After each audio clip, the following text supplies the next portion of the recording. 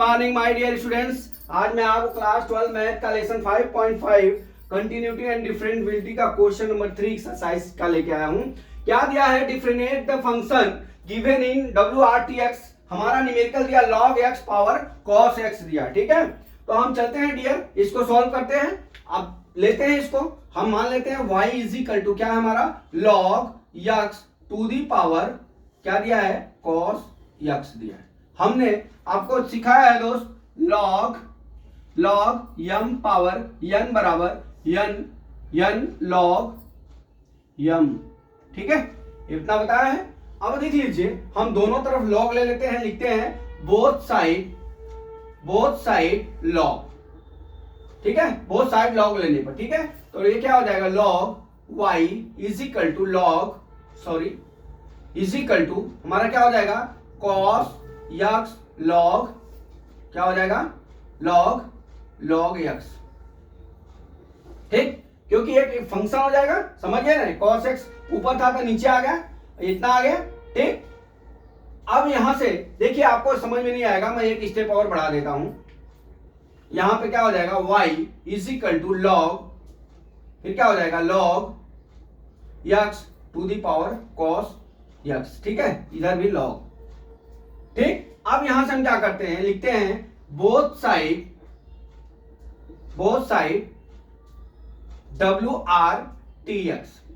देखिए ये क्या हो जाएगा 1 upon y dy upon dx is equal to क्या हो जाएगा यहां cos x into log x हो गया। अब देख लीजिए, हमने आपको एक फार्मूला बताया था कि क्या बताया था कि u into v dy upon dx बराबर क्या होता है u d अपान dx v plus v du अपान dx, ये हमारा फार्मूला होता है।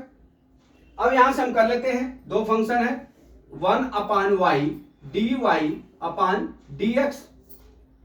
ठीक, अब यहां क्या करते हैं, देखिए अब यहां लिखेंगे cos x d अपान dx log x हो गया। ठीक है, log x हो गया। अब यहां क्या करेंगे प्लस यहां पे log x। ठीक, फिर क्या हो जाएगा d अपान dx cos x हो गया यहां। ठीक, अब हम चलते हैं, इसको आगे बढ़ाते हैं cos x। ठीक, अब देख लीजिए cos x है, अब ये log का क्या हो जाएगा log x। हमने आपको बताया है कि लॉगरिथम में log x is equal to 1 upon क्या होता है x होता है।